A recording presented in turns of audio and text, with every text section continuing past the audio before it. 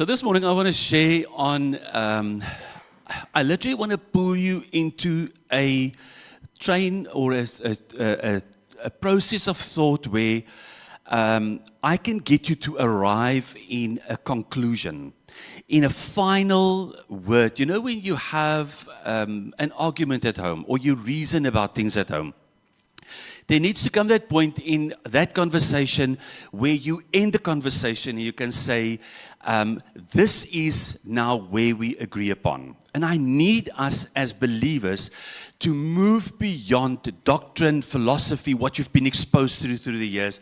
I want you to move with me this morning to a point where we can come to a conclusion. Ons moet tot 'n slotsom kan kom. We must literally put a full stop on this thing and say, this is why we do Easter. This is why we celebrate this table. This is why we celebrate what was done in the person of Christ. So I've got two words that I want us to put up on media. What and why. When I go to the boys, Milan is busy with his matric exams and Dante is studying at the moment. And if you ask them what you are doing, he will tell you that he's busy studying. It's obvious because the works actually proves this is what he's busy with. But if I go deep and I ask him, why are you doing this? It would actually throw his eyesight into something in the distance where he can actually redefine what he's doing because there needs to be a reason behind the action. If you ask people what they do, a lot of people some would say, okay, I'm a doctor. That's what I do. But for the majority of people nowadays, they don't know why people go into the medical profession. So it's a conversation that you need to have with someone to say, talk to me and tell me why it is that you do what you do. Because the minute that I understand the why, I will know what drove you through the process to study for 7 years to become a medical doctor. Now, if you look at people, oftentimes people would refer to us as pastors, and I'm not a title-driven person in any way, but what I do is I serve the body. Why I do it is a completely different thing. The revelation that I have in the message of Christ motivates me to change my what to align with my why. And I need to get that thing in line, because otherwise it's all about me. If the what sort of poses this image of this is the pastor, or these are prophets, or these are apostles, and these are these big guys, then oftentimes we elevate those people, but the why points me, and it points my actions to the one that sent me. And Jesus did the same thing. Jesus walked on earth and he said, the Father who has sent me, the message that I carry, the revelation that I have in me, everything that I carry in me points me and points you to the Father so that you can see the one that sent me and the agenda that sent me, so that in my actions, in my what, I can change your why. So now we come to Easter. You can ask the majority of people is, what do we celebrate? And they go buy Easter eggs. And they hand out Easter eggs to millions of people. And I mean, some people cash in on this crazy thing and the chocolate isn't even nice. But they cash in on that whole process. And people have long weekends and they've gone away and they spend time around a fire.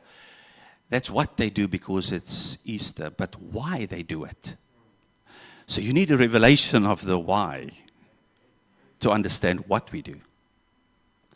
The majority of Christians who are exposed to a message over so many years, and you have to understand that from Adam to Abram was 2,000 years. From Abram to Christ was another 2,000 years, so 400 years. 4,000 years, sorry. 2,000, 2,000, 4,000 years. And in the 4,000 years, so much were lost in translation. So much were edited by people and put on God's CV that we think this is why God did it, but we forget that if we don't go back to the root of why God made it possible for Christ to come, we will miss even what we do, not just going where we're going. And for us as the church, for us as believers, I want to pull you into this thing this morning to see what was on the Father's heart all along. And I want to take you to a journey where, even in Romans 5:8, God demonstrated his love for us in this, that while we were sinners, Christ died for us. So long before time existed outside of galaxies, when God existed in himself, Father, Son, Holy Spirit, a romance started where the Father imagined walking with people on earth. Where he imagined himself that once he's created this whole scene, this whole canvas, that one day he would position people on that planet and that he would walk on earth through people. He had this romance, this idea that he could take people and make them fall in love with him by just showing his goodness to them, that it would turn the hearts of people, so that in that turning of the hearts, people's lives would be impacted, and why they do it would be completely redefined, because they get it, that this is the message of romance. How many of you know that you've dated for a long time, and there was that moment where you declared your love to the one and said, listen, please marry me. You went on your knees, you took out that ring, and you had that Facebook moment. And then someone edited and shared it on Facebook, and people like and comment, and all your exes, they see it. But you know what? There was a moment where God, Father, Son, Holy Spirit, had a moment where he had to go on his knees and say, I want to be in covenant. I want to romance you into my love, and I want to get you into a place where we can enjoy a journey on earth where we will dance our destiny. And we will proclaim and declare that a normal person, a human being, was chosen by God. Was chosen by God so that God could say, if you call on me and you declare my name, that I'm going to make your address on you. I'm going to make my address on earth you. If people try to find me, they're going to come to you, because your why has been changed and your life is redefined, because you've understood what love is. You came to a point where you saw that this journey started long before the foundations of the earth. And I want to pull you into that scripture. Revelation 13:8 says, and all who dwell, New King James, and all who dwell on earth will worship him, whose names have not been written in the book of life of the Lamb, slain from the foundations of the earth. Can you say that word with me? Foundations. Voor die fondasie, die Afrikaanse grondlegging. Before the foundations of the earth. I built many houses in my life. And I've been involved in many planning processes where we got architects and engineers involved. But there was the initial planning of this whole thing where you had to sit with a piece of paper. And old school, before I had a computer program, I would take a piece of paper and just draw out the plans of how this dwelling would look like, and gave it to a draftsman. And you know, this is what God did. He sat in himself and he had this meeting. How are we going to do this thing? And then he called in the Holy Spirit. He said, give me wisdom and speak into my life so that people can eventually get this. And then he called the Son, the Word, and he said, let's sit around the table and let's do this drawing. This is what we're going to do. We're going to create a space for mankind to dwell in us before the foundations were laid. Before it. Ephesians 1:4 says, long before he laid down earth's foundation, he had us in mind, and he settled on us as the focus of his love. That's in the Mirror translation, to be made whole and holy in his love. That word foundation is actually the fall of mankind. Let's go there. In Ephesians 1 verse 3, it says, let's celebrate God. Every spiritual blessing in every places has found its definition in the fact that we are now in Christ. Paul says, he associated us in Christ before the fall of the world. That fall is to fall away. It means to fall from position, to fall from identity. So God says, Paul comes and he says, I have a revelation that says, before mankind fell in sin, God rescued us in Christ. Before he lost you in Adam, he found you in Christ. He rescued you in advance. His plan was so amazing that he said, before the foundations of the world, I know outside of time what you will do in time. And outside of time, I will formulate a plan that I will rescue you in time with what I planned for you outside of time. That's how profound this word is. Before the foundations, before the fall of man, God came and He said, I have rescued you in my heart in Christ before I lost you in the person of Adam. That is a rescue plan. That's a rescue plan. So Jesus is not God's emergency plan. Jesus is not God's SOS plan. I said this to our congregation 2 weeks ago. I said, how many of you have been in a situation where you do things in the spur of the moment? There's an emergency. How many of you have been in a place of emergency? Then you do something, and once you've done it, later on you sit with your cup of coffee, and you think, what could I have done differently? Come on. Let's be real. How many were there? Now, God never had that moment after Jesus died because He planned in advance that if Christ died, it would be a revelation plan of something, but not an emergency plan to rescue you, because God was not surprised by man's fall. He knew about the fall before the fall happened, yet He chose them. You know, God's love is so profound that even when He said to Isaiah, He said, go and take a prostitute and marry her and take her to your house, have a child with her. And that's because God wanted the people to see how much He loved us. He said, take her as a prostitute, and if she goes back to the street, call her back in and have a child with her and love that child, and even love the child of prostitution. And then only you will know how much I love my people. Because they will drift away, I will call them back. They will drift away, I will call them back, because my ultimate plan was that I will rescue you to a life so that your why can be changed and your what can come in line with my purposes for your life.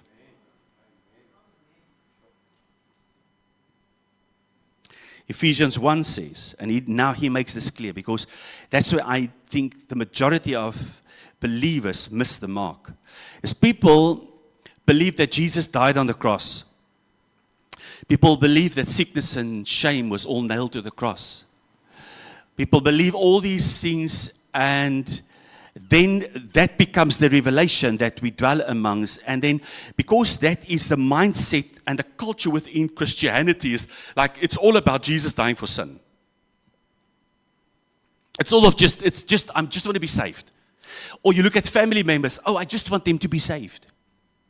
My goodness, why? Why?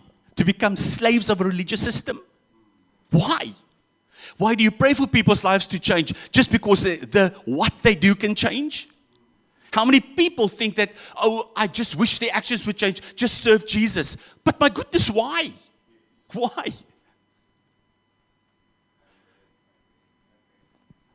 Why? And God gives us declaration. He gives us a word where He clarifies why His Son died. Why it is that He said, I will send my Son and He will pay the price, my one and only, my best. I'm going to send it, and I want you not to focus on just what He did on the cross. I want you to know why. Because if you know why, you're going to see my heart. That's the Father. And He opens it up in Ephesians 1:4. He says, He always knew in His love that He would again present us face to face before Him in blameless innocence. Face to face. Can you say that with me? Face to face. Come on. Work with me. Face to face. Van aangesig tot aangesig. Face to face. The heart of God was to take away all the things that separated us and move it out of the way so that we're not busy with what Jesus dealt with. And a lot of Christians are busy dealing with what Jesus dealt with. They're so sin conscious and actions conscious and mindset conscious and shame conscious that all these things actually block them from having a face to face. Masha Robin, did you want to come here?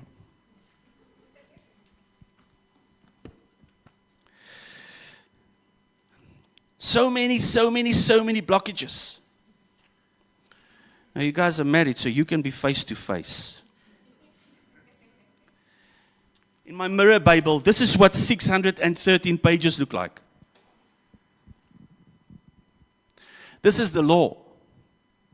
This represents all the pages of the law. This is my Bible. I just want to give you an idea.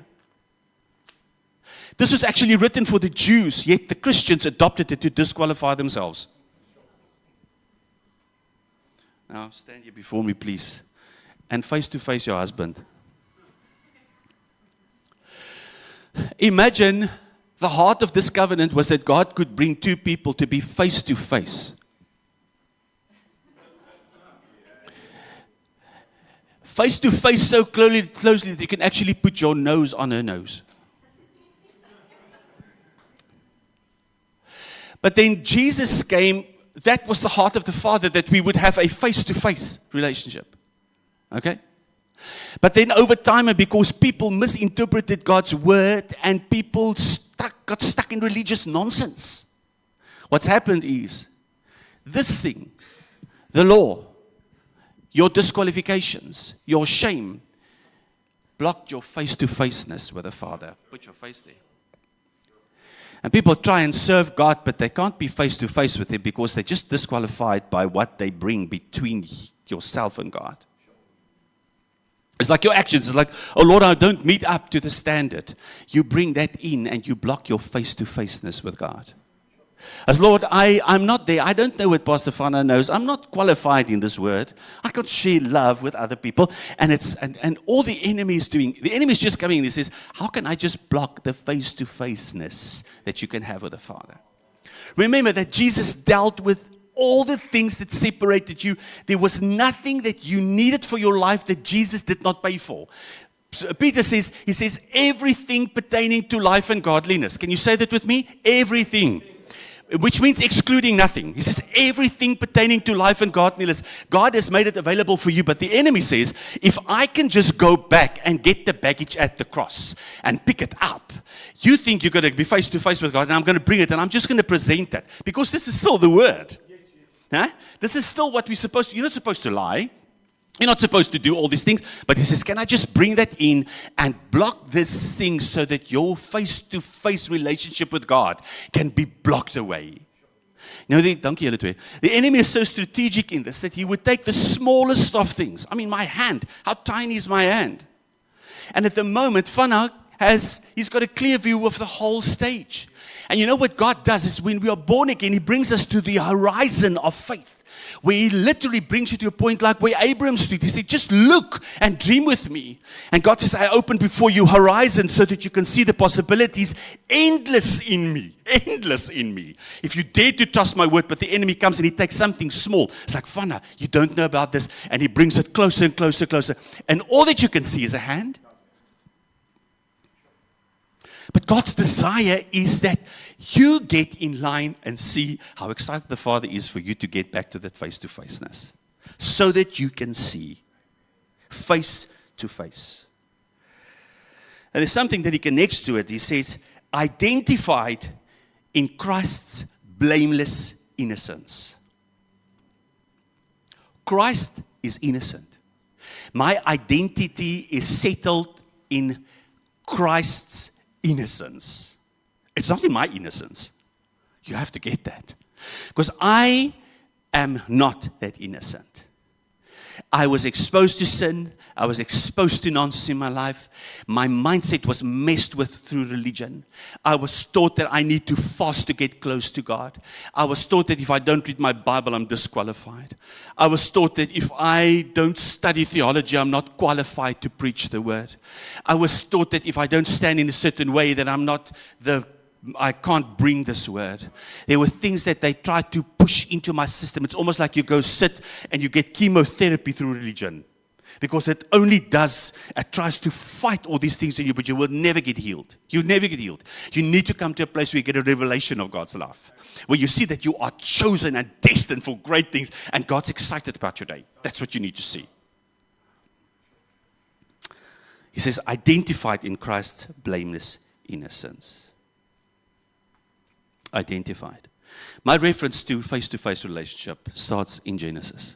There's no other more powerful revelation of what it means to walk in a face-to-face relationship with the Father. And I want to take you back to Adam and Eve for a moment. And in creation, God formed man from the dust of the ground, Genesis 2:7. I want to run through this quickly. Then he had a powerful relationship with them. We put them in the garden, and he said, I trust you with the garden, in Genesis 2:15. Then God made a partnership with Adam and Eve, and in that he brought them the animals that were made. And I think God was so excited because he had these animals made. He ran to Adam and was like, okay, give it a name. Show me what you can come up with. And then he goes back, and then God's busy he looks at the other animals, and it's like, okay, let me find another one. Hey, Adam, give it a name. God was excited about Adam. God's excited about you.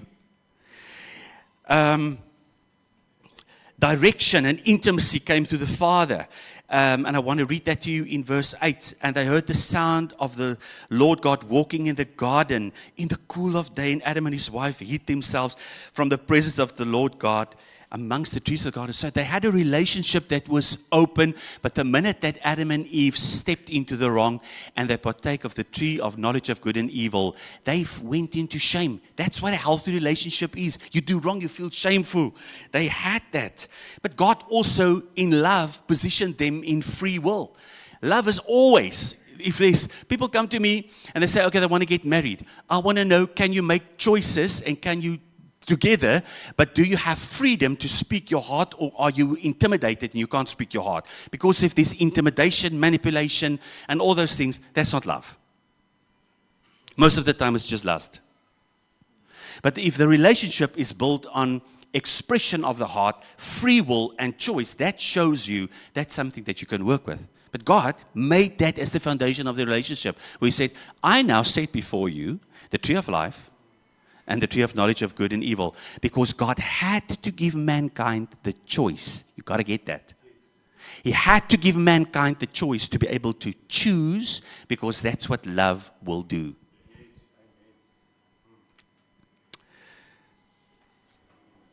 And then in Genesis 3:21, when they started, fell in sin, were in shame, lost their identity, God made tunics of skin for them to cover their shame.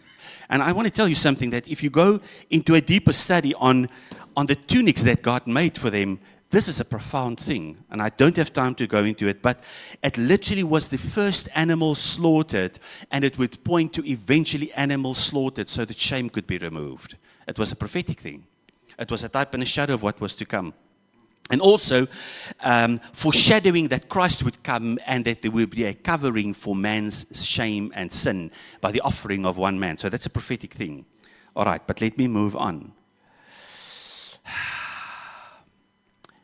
So all of this happened. There was a face-to-face relationship with God. Jesus came. Jesus died. Jesus paid the price. And then, so I want to fast forward 4,000 years later, 700 years before Christ, Isaiah says, surely he's borne our griefs and carried our sorrows, and we esteemed him stricken, smitten by God, afflicted. He was wounded for our transgressions, bruised for our iniquities, and the chastisement of our sin was upon him. So where shame started, the cross became the point, the turning point in the storyline for mankind. And when that storyline changed, hope arose for all of us. And then in this, you've all heard this, when all of this comes to a full point, Jesus then cries out, tetelestai, which means it is finished. And you've all heard this, and I need to push through this to get to where I want to be. So, firstly, backtrack. God in a face-to-face relationship with mankind. The law came. All the processes happened. Time happened. Jesus died. When Jesus died, he then cried out, it is finished. And in the it is finished, he said, your debt now paid. Your sentence is served. Judicial sentence. The price was paid. And thirdly, the battle is won. All of this done by Christ. Now I want to pull you further. And I want to get you to see this. I want to ask you, how convinced are you about Christ? And all of you are going to say to me, I'm fully convinced. That's why I'm here. And I want to push it further, and I want to ask you, how convinced are you about you in Christ? Because people, yes, They can add to all these things. They can answer all these things and say, yes, he died. Yes, he paid the price. Yes, it is finished. And yes, we partake of communion. And we all have an idea. We all have a mindset. This is what Christ did. But not many believers see themselves perfected through the works of Christ. And that was the ultimate goal of the cross. The ultimate goal of the Father was that what Jesus would do on the cross, that it would pull mankind to a place where they can see themselves in the table. They can see themselves in the person of Christ. It's no longer a distant revelation. It's personal. It has now come to me. We say the old has passed away. Yet so many people fight with the old. We say that He's made everything new and you are a new creation. Yet you fight with that old man for some reason. You drag along that old body and you try to fight it. And why? We're busy with so many things that we think can transform our lives. And then God comes in and says, I need you to see that what was done for you to be transformed was already done. You need to get it. He says that what I have done in the person of Christ is no longer distant. It has become your reality. It's become your reality. And I want to go to my Mirror translation. And people, if you don't know the Mirror translation, you can actually get the app on Android. It's free. And this thing is absolutely beautiful. The wording in this Mirror translation is powerful. We can also get the hard copies if people want it, then we can help to source it, Pastor Fana. But this is amazing. So, let me just get to that page. All right. So Jesus, in a point in time, came to the disciples and He said, who do you say I am? And then He said to them, although you have seen me, now hear me out. You've pictured me on the cross. Isaiah 53 was wounded for our transgressions. Everything is finished. He says, you've seen me. Let me tell you what I think. I don't think you are persuaded. He says, I'm not here to impress you with me.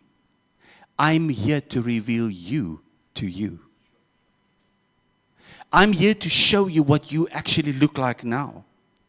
I says, everyone whom the Father has given me will come face to face with me, and here, mirrored in me, they will see that I am not here to judge, that I am not here to cast anyone out. For I have stepped down out of heaven not to make a name for myself. I did not come to become a mere historic hero. I came to communion and to resolve this issue with you. I want to show you you.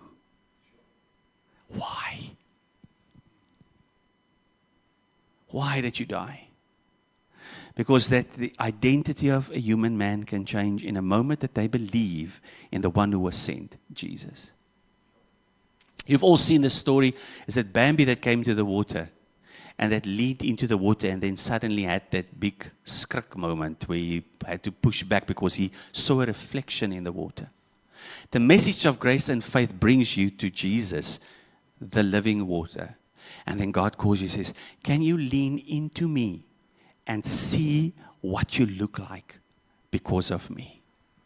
Can you lean into me and look beyond all these other things that you've put in front of yourself to disqualify yourself?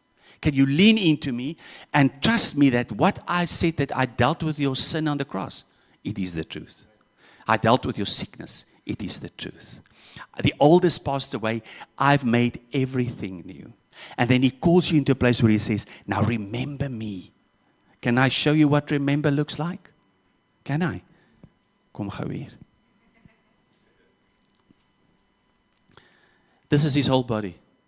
This arm is a member of His body. Okay? What do we call it if we take the arm off? You dismember it. I take it, cut it off, I dismember it. Now He says, when you partake of this table, remember. Rejoin yourself. He says, can you pick up what you think you've lost? Take your identity back and wear it again. Remember it. So remember is a joining word. It is a word that says bring it together. Walk in the revelation. But in order to walk in the revelation of what the cross is, you need to remember why. It is because when the enemy comes and he drags all these old body pieces behind. It's like that dead person that Jesus died and he dealt with. And he tries to attach it to you. You will remember that the only remembering or rejoining that you do is to rejoin you to what Christ has done on the cross and nothing else. Reject the rest. Thanks. Reject the rest. Remember. My sender, he says, my sender's desire is for me to secure every individual. This is his gift to me, that I will lose no detail in their original identity mirrored in me. Jesus carried the full message of your identity in himself. And he came and he said, I want you to know that as I am, so are you in this world. How many believers believe that? They wake up in the morning and they still get dressed with the armor. Oh Lord, I want to put the helmet of salvation on, and I want the belt on, and I want to put the shoes on, and let me do this. And because we don't see that we are dressed with this already. You are wearing Christ. You don't get it up and then you put it on and then what? No. This is the finished work of the cross, which means that everything you needed for life, God says He has given it to you. Jesus did not lose any detail that the Father sent Him with. So every part of your DNA spiritually is exactly the same as that which was in Christ. There's no difference.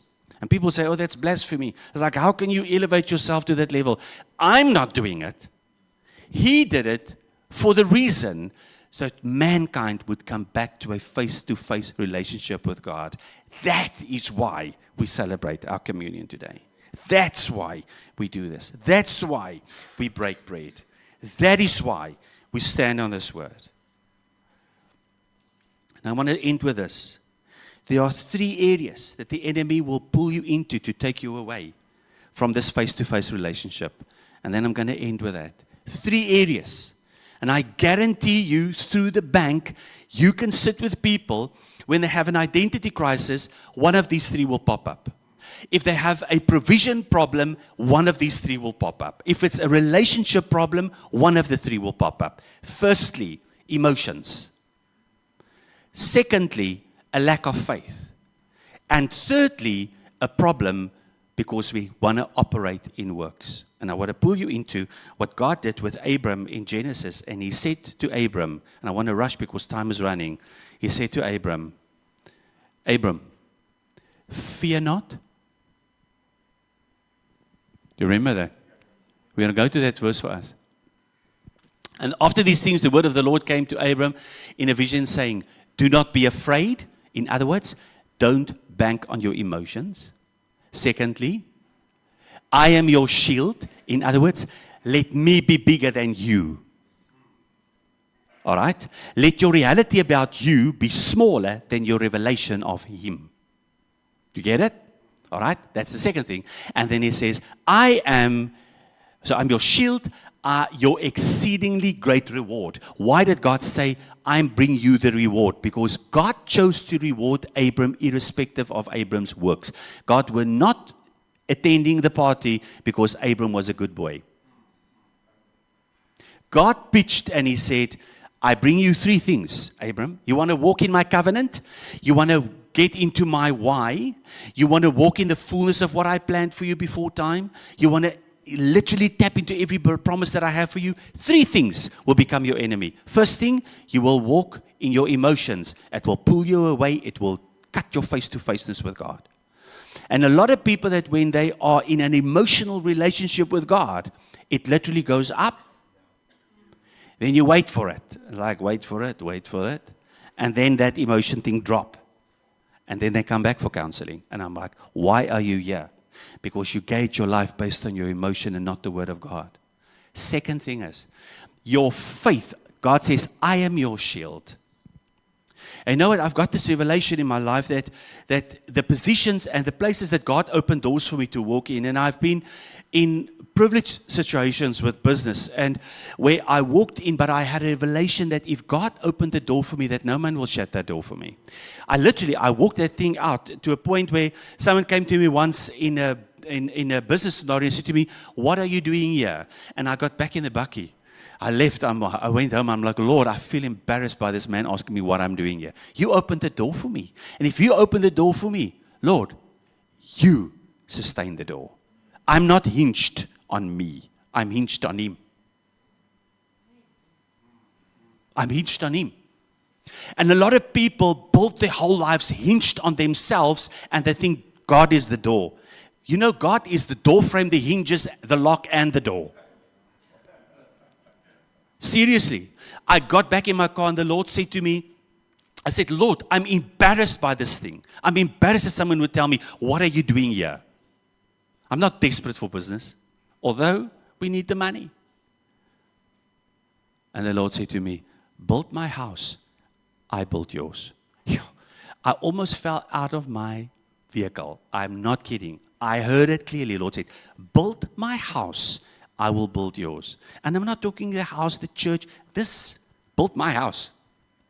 I was like, "Can you take this and eat this word, eat this revelation? You just do this. I will be committed to do the rest." You see, God came and He said to Abram, "I am your abundant compensation." And people think that when you do a business transaction and you do it and you invoice it, that's your abundant compensation. The Lord says, "Oh, you missed the mark. Don't you be dumb, you. Just measure your life based on what I can bring to the table." You see, God wants to reward you above your actions. God wants to bless you far beyond what you have ever dreamed or imagined. Pressed down, shaken together, running over.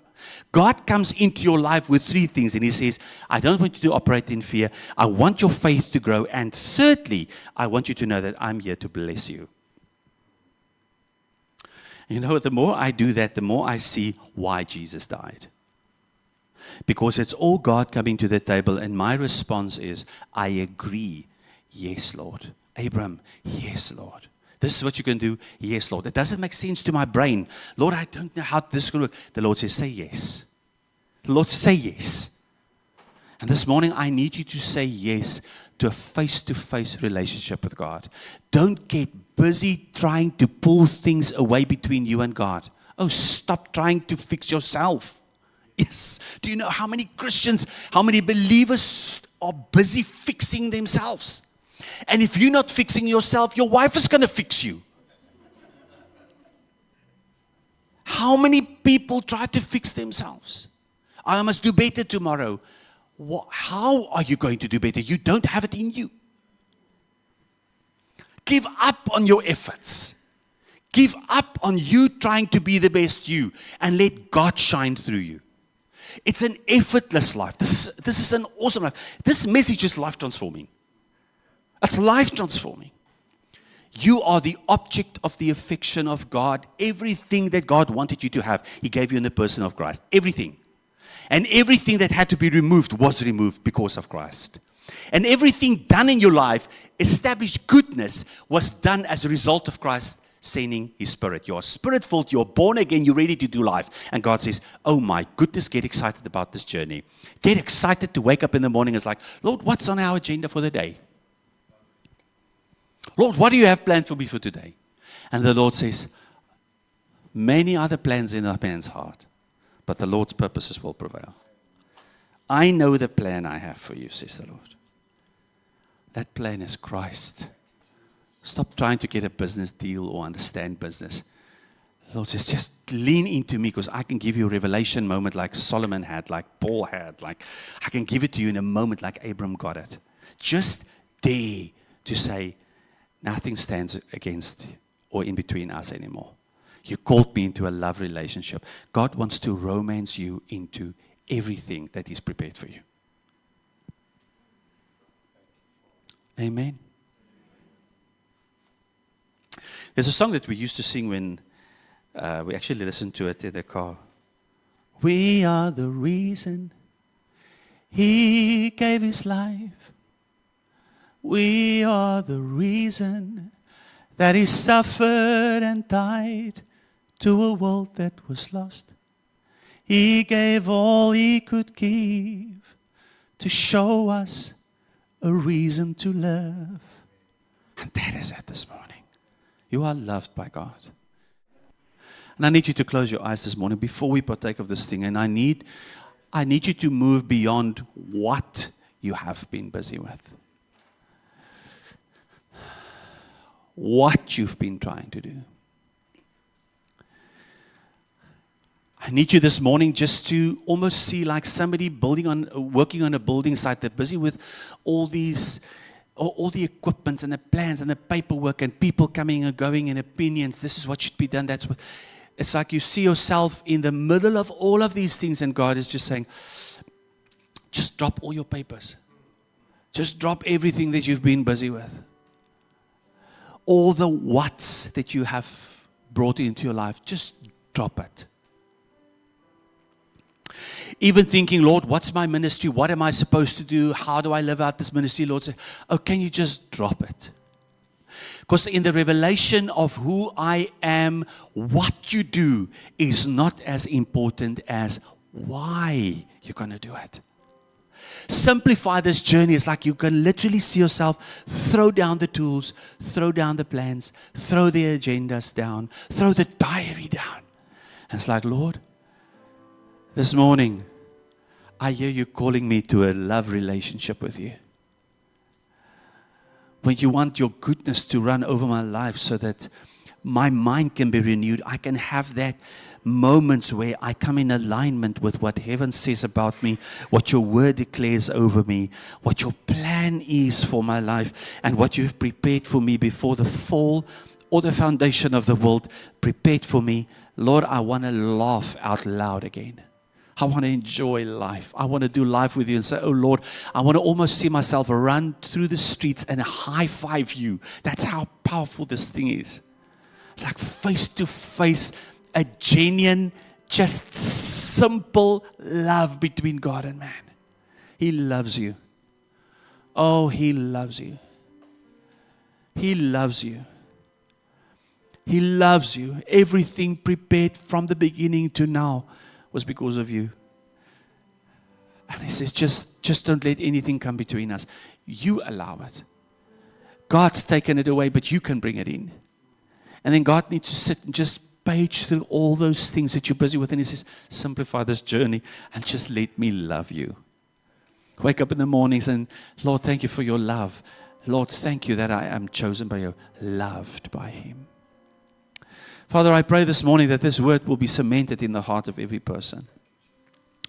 I pray this morning, Lord, that there will be a change of heart and almost a tuning into what heaven says about us, so that our identity and our actions are not infiltrated by what we think we must be, but it will be changed because of what you've made us to be.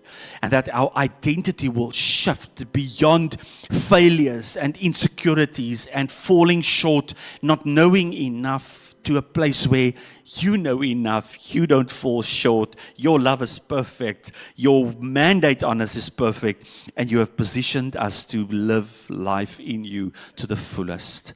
I pray this morning that the revelation of this table, in that this table, everyone would have discernment to see themselves in what you have prepared for them. And we eat and partake of this, Lord, knowing that it is also our death and our resurrection in you that we can celebrate in this table because of the reason why you did it, to bring us face to face with you again. In Jesus' name, amen.